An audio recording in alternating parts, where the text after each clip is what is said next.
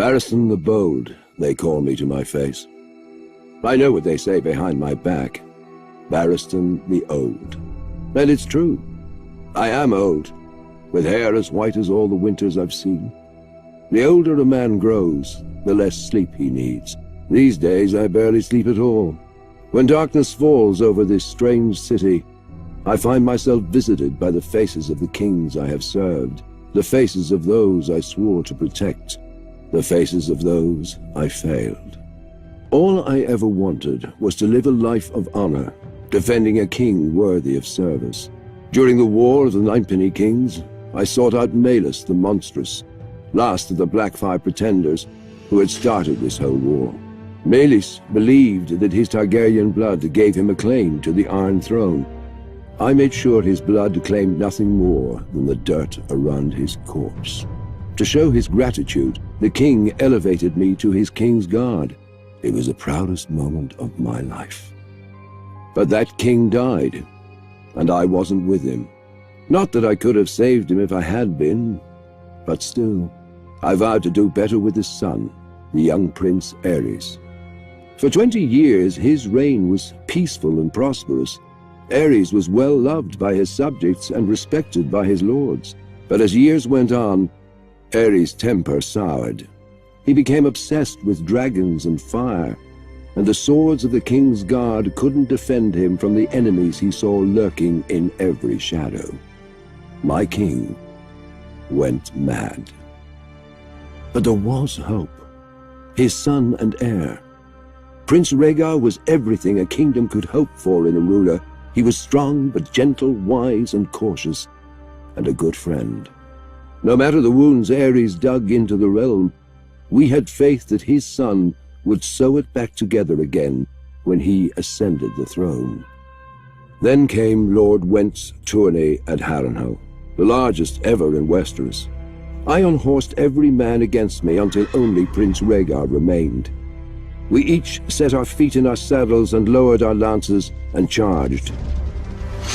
And I fell. Muddy and bruised, I then watched Rhaegar present Lyanna Stark with the victor's crown of roses, though she was betrothed to Robert Baratheon, and Rhaegar himself was married to Elia Martell.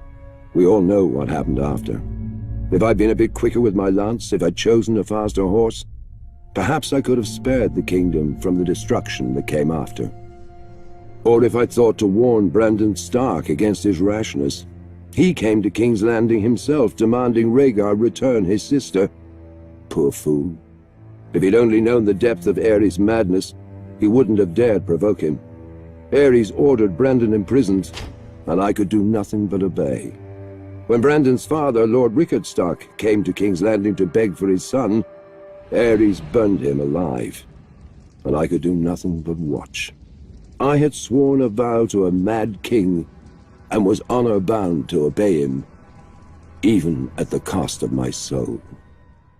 Ravens soon arrived with dark news for the king. The Vale was in open revolt.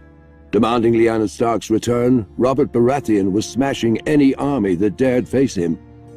Eddard Stark, Brandon's younger brother, was marching the whole of the north down the neck and had taken Catelyn Tully, Brandon's betrothed, for his own, thus winning the support of the Riverlands.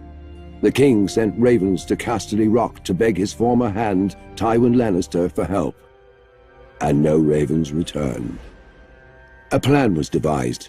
Prince Rhaegar would personally lead the royal forces, now reinforced with 10,000 Dornishmen, north to face Robert. Of the king's guard, Lewin Martell and I would ride with the prince.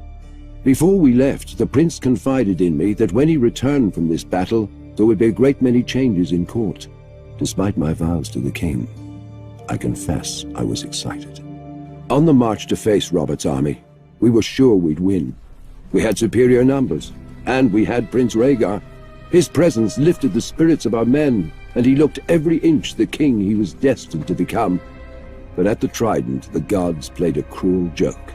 Robert proved the Baratheon words as his army smashed through our lines. Lewin Martell was killed. I fell in combat, badly wounded, and could do nothing but watch as Robert's warhammer ended Rhaegar's glorious reign before it began, and the kingdom that would never be washed away down the trident with his lifeblood. But Robert spared me, insisting his personal maester tend to my wounds, out of respect. But respect for what? A king's guard shouldn't survive one king, let alone two, and one who should have been. I swore an oath to House Targaryen, and I failed them. All that's left of their fire is a single ember halfway across the world, surrounded by darkness. If the gods were good, I would still be young in the fullness of strength. But whatever the cost, I will not let this ember go out. This time, I will not fail.